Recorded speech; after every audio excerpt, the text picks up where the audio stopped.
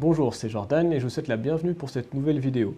Donc avant de commencer, vous pouvez vous abonner à ma chaîne YouTube et vous pouvez également me suivre sur Facebook et Instagram et vous êtes libre de télécharger mon nouveau guide, le guide complet pour vendre son bien immobilier. Donc la semaine dernière, j'ai commencé une nouvelle série de vidéos dans laquelle je détaillais le processus d'une vente immobilière. Et aujourd'hui, on va parler de la première étape qui est d'évaluer vos besoins. Avant de vendre ou d'acheter votre bien immobilier, il y a quelques questions importantes qu'il faut se poser par rapport à votre situation actuelle. Une question qui me vient à l'esprit, c'est pourquoi est-ce que vous vendez ? Peut-être que c'est pour une mutation professionnelle, ou alors peut-être que votre famille s'agrandit ou elle rétrécit, peut-être que c'est dû à une séparation ou un mariage. Demandez-vous aussi, est-ce que vous vendez pour ensuite acheter ou alors pour louer ? Est-ce que vous avez une deadline ? Vous voulez peut-être emménager avant la rentrée de vos enfants ou emménager avant la mutation professionnelle ou avant un accouchement. Pensez aussi à votre budget. Peut-être que vous avez un crédit à rembourser, voyez combien est-ce que vous devez rembourser. Ou alors peut-être que vous voulez contracter un nouveau crédit. Avez-vous des travaux à réaliser avant la vente ? Et si oui, est-ce que ce sont des travaux majeurs ou mineurs ? Combien de temps est-ce que ça va vous prendre ? Ou alors peut-être que vous voulez simplement vendre en l'état.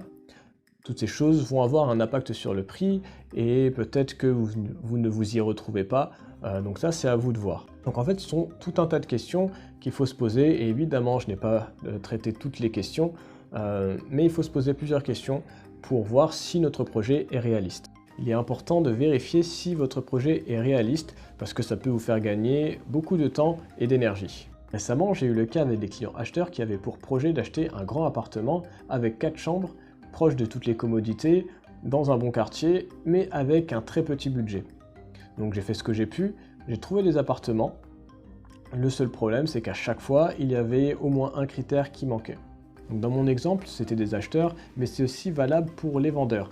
Si on prend un exemple type, ce sont des personnes qui sont pressées de déménager parce qu'il y a une mutation professionnelle, et au lieu de commercialiser leurs biens et ensuite de chercher un bien à acheter, ils vont d'abord chercher le bien de leur rêve et une fois qu'ils auront trouvé, ils vont commercialiser leur bien.